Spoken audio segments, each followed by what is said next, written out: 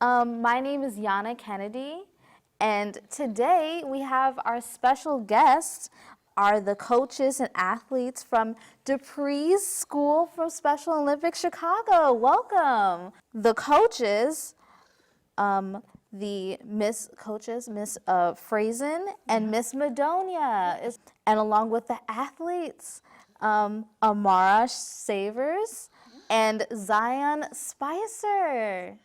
Hi. Hello. Thank you for having us. Yes, this is so awesome to have each and every one of you here.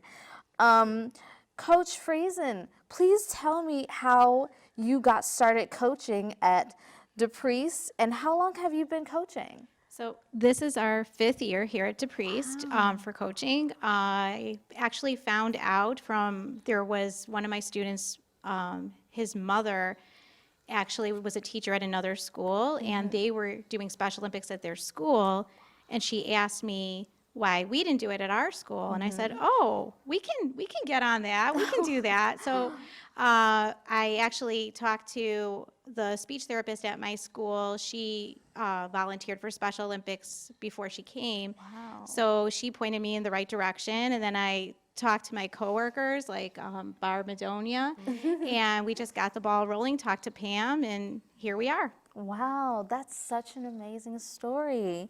And Coach Madonia, how many athletes are in Special Olympics program at DePriest, and how many sports have you even participated? All right, so this year we're up to 55 students. I know, and it's growing. Every year it grows more and more, and then we have a young athletes program also. So we have our younger students, and then we participate in 10 different events. We add one every year. Like this year we're adding volleyball. Have you taken teams to state events? Yes. Yes, and Zion, why didn't you tell her? I went to summer games. Yeah. Was it fun? Yes. I played soccer and I ran track. Wow. I played basketball and I played soccer ball. Wow. And that was so fun. I got a gold medal. I went to the Illinois State University, and I went to the dorms. It was cool. Yeah, that sounds so amazing and so fun, and you do a lot. That's just so amazing, so impressive, so impressive. And tell me about you, Amara. So we had I had went to a snow competition and I had stayed for the number and I was the second place. Wow. It was me and Zion. We had cause we had won a gold medal. Wow. Okay. so exciting. That's Yes, we such won a gold amazing. medal last year, right, at the state championship for. You have like some real athletes. 2019? Yes, You guys are so talented. I love it. Who are the supporters of DePriest's team? So we have a lot of support. We're very Yes, lucky. we do. So our administration, our principal, Latasha Javarola, our vice principal, Victoria Perry, the staff at DePriest, they give us donations. We have a fundraiser every year. We also have a committee, Force Committee, where they also support us both by volunteering and they make donations too. Okay, I know you guys do all of these amazing things in the sports. What is your favorite sport? Running. Running? Wow. And Amora, what about you? What's your favorite, Amora? Running. Oh, Running. Wow, that's really fast? Wow, that's so awesome. I would like to know, what does your family say about, being involved with Special Olympics? Mommy says, she says, you do good, Zion, with some gold medals and have fun. That's amazing. My mama said, you did a good job. Keep on doing your work. And I said, yes. Wow, that's amazing that your family encourages you. That's really awesome. What does your school do to celebrate your victories and your accomplishments? Our schools does a parade. A parade? A parade around the school Wow, in the winters for us. that's so amazing. If they had a favorite story to tell about something that happened in Special Olympics, what would it be? We had a dance party. Ooh, dance parties. I love Did you like the dance party? Yes, I like the dance party. I love down the ISU. Oh, really? Wow, that sounds such an amazing. You guys seem like you guys have like such an amazing time during Special Olympics. We do. We go to the dance party, and the kids enjoy it at ISU, right? Yes, that's awesome. And then to the coaches, participating in Special Olympics, how does it affect the athletes in their overall school experience? Well, I've noticed with most of our students who participate, they gain more self-confidence, they have higher esteem, they socialize much more, and they just look forward to going to the different events and participating at the different, at ISU and the winter game. What would you tell other teachers about adding Special Olympics to the curriculum? Just go for it. Just get in there, get one event, start going and see what it's like, and then you just keep adding and adding. It's an exciting thing to do for all of us. It's amazing. What about you? Yeah, and it really fits in well with our curriculum because we work on social skills, social emotional skills, math, even speaking and listening. So really, really blends into our curriculum really well. Wow, that's amazing. Anything else you guys wanted to let us know about your experience for Special Olympics? Anything else that you have? We also have a really great Polar Plunge team at our school. So this is going to be our 5th year doing the Polar Plunge. And our group includes staff members at our school as well as family members. So I myself, my mother and my daughter plunge with me as well. 3 generations in her family. Yeah. That's amazing. Well, I would like to thank all of you for just being here today. It was a pleasure. Thank you so much for having us. Yes, thank you. It was a pleasure meeting you and being a part of this wonderful experience. Thank you. Thank you. You're welcome. All right, and we will be right back.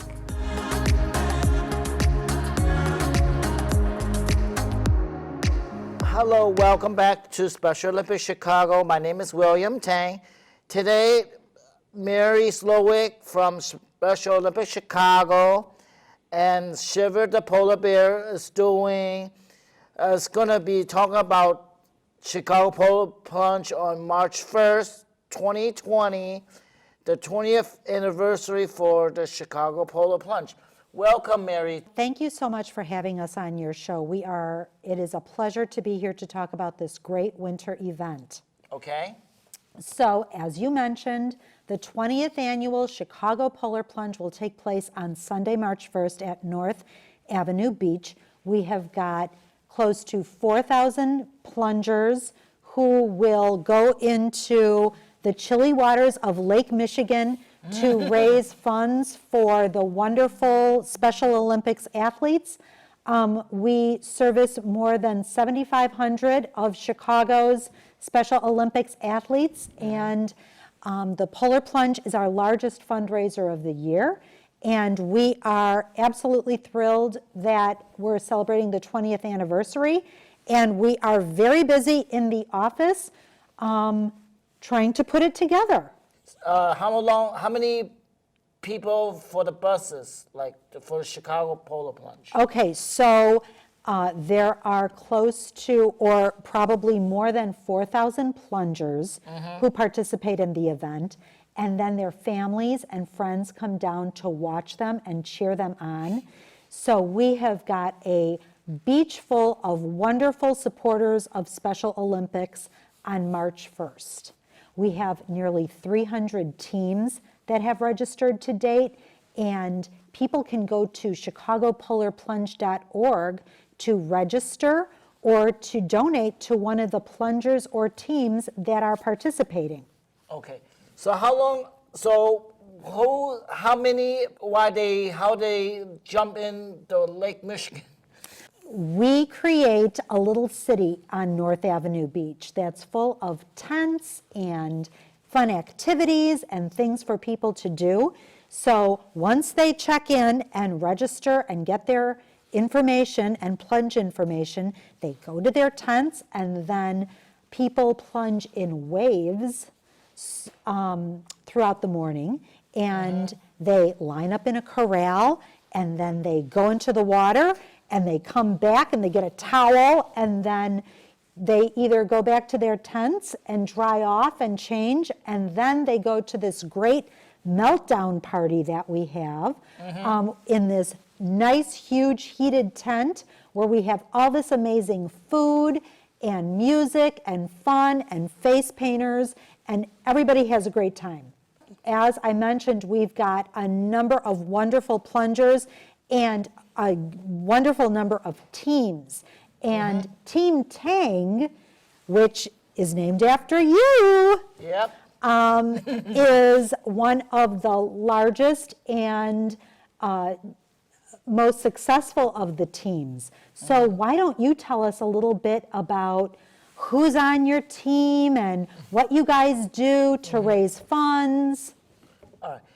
Team Tang is like to raise funds like Nick McKinney, Jen Yolich, a lot of park people like the Chicago Park District, people that I work with in all the regions.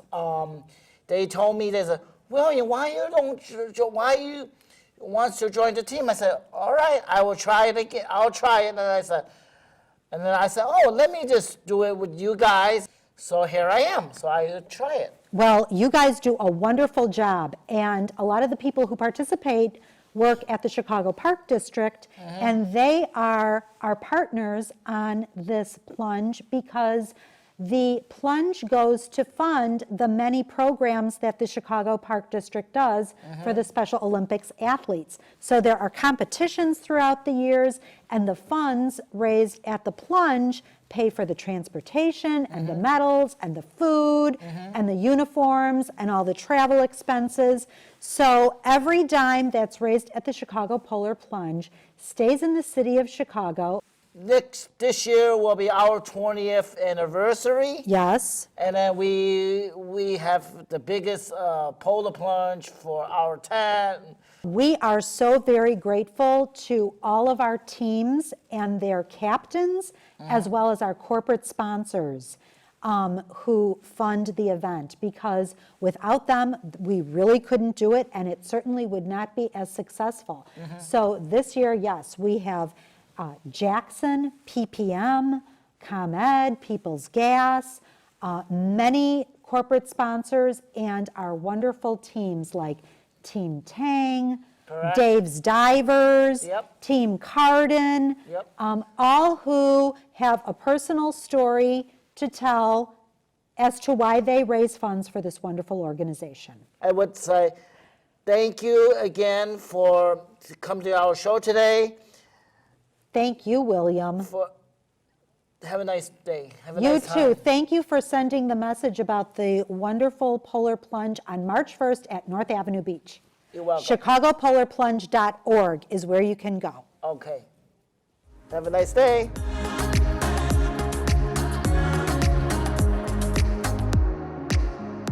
Welcome. I would like to introduce Brenda McHugh. She's the board member with Special Tunes Charities. Brenda, welcome to the show. Thank you, William. I'm very happy to be here. Tell me, how do you like to climb the Kilimanjaro? It was a completely unique experience. It was something that had been a goal of mine for a long time. And to be able to climb Mount Kilimanjaro and benefit special children's charities was incredibly meaningful. How you get involved with Special Olympics Chicago, SCC, I mean?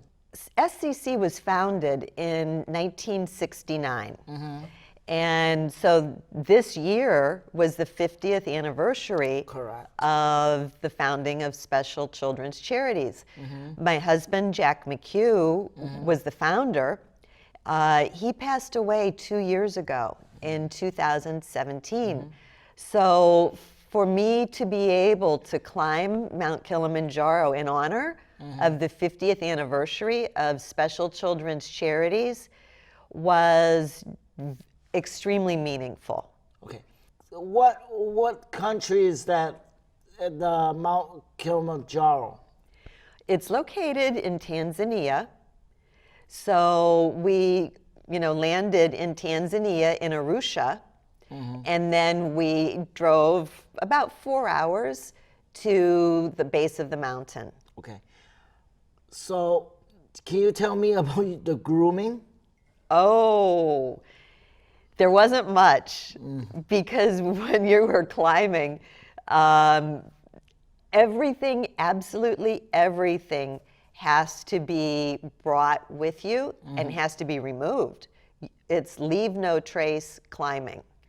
So whatever you need, you bring and you pack out with you. We had a huge support team of people that had to bring, so much food, so much supplies all along the way, including the water. And it was a very huge logistical undertaking. So there was no showers. Oh, no. There was no bathrooms. Oh, my God. No. No, it was pretty rough. We stayed in tents and we moved every night because we were going up the mountain and then going down. Climbing took all of our energy, just exhausted every day. So we needed this huge support group to just enable us to do it. So why you do so special why you felt special about it with our company? Well, because for so long I've been involved with it, going back to the founding. And so this was a chance for me to be able to do something very precious, very special, and very meaningful. So to do it in honor of the 50th anniversary, on the 50th anniversary, and then 2 years after my husband's passing, it just was really a dream come true. It was about 19 years ago that I first had the idea of climbing Kilimanjaro. And I was supposed to go 19 years ago. Oh, my God. Yeah, it would have been a lot easier 19 years ago, William. I know. It was a little harder this time, having to wait. What is Kilimanjaro look like? Mount Kilimanjaro look like? They have plants that are unique to that ecosystem. We went through 5 different climate zones. Okay. So we started out in the rainforest. Good. And then we went through arid, more desert type of landscape, all the way up to freezing glaciers. The height of Kilimanjaro is 19,341 feet. So that's why there's such a broad range. And Kilimanjaro is the highest mountain on the continent of Africa. It is a non-technical climb. Something like Mount Everest, which is the most famous of the 7 summits, is a very different situation. Right. That's, 29,000 feet. This is 19,000. About 55,000 people a year attempt to climb Kilimanjaro, and the success rate is about 65%. Right. So I'm happy to tell you that I was in the 65%. That's good. that succeeded. Yes, I'm very happy about that. But you don't know because there's a physiological effect you can't prepare for, and that's the effect of the altitude. That's the biggest reason why people typically are not able to make it. So one of the people that were on the climb with us did get altitude sickness. It was not the life-threatening, Okay. but they refused to quit. They would not quit. And they did successfully make the summit. But just like our athletes, when they're participating in the Special Olympics and all of the programs, they don't quit. Right. And we took what the athletes share with us, that spirit, we took that to the top of the mountain with us. Let me win. If I cannot win, let me be brave in the attempt. That's the Special Olympics oath. That was it. We took that with us and we used it. We needed it. It was my niece Sarah, and I told her, Sarah, I'm not leaving you behind. I'm not going on without you. Right. We're going to do this together. And that's the same spirit that Special Olympics has. So that's what got us both to the top. Yeah. How do you like the being in Special Charities Special Olympics Chicago, where I'm at now with you guys? Well, it's very meaningful because of the interaction that we're able to have, and you see personally the difference that it makes. But it goes both ways because we can make a difference in the lives of all the participants and the athletes, and they make a difference in our lives. Just like me using them as my motivation, they provided the motivation for me to be able to make it to the top of Kilimanjaro. So I would like to be able to make it possible for them to accomplish their dreams and goals also. So, can you mention about the 2020 Chicago Marathon? Well, Next year's marathon, I mean? yes. Because I've trained so much for this, to be able to climb Kilimanjaro, and I'm in better shape than I typically would be. I want to continue that. So I've already started training for the 2020 Chicago Marathon, benefiting Special Children's Charities, Special Olympics Chicago.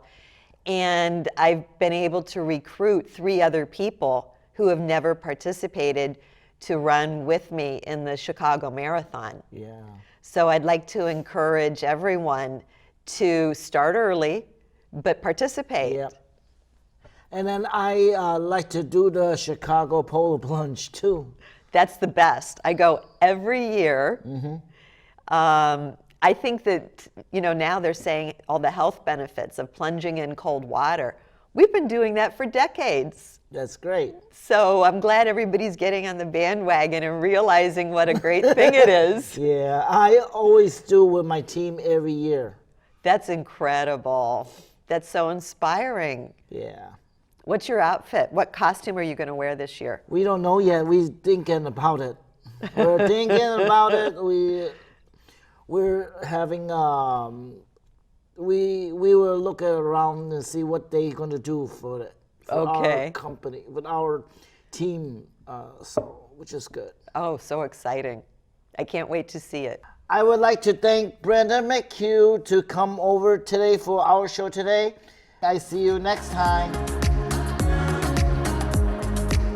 Hi everybody, this is Ganesh Thomas. Welcome to Special Olympics Chicago Sports Report on CAN TV. All of us at Special Olympics Chicago hope that you are keeping active and are off to a healthy start in 2020. January has provided lots of opportunities for our Special Olympics Chicago athletes to stay active.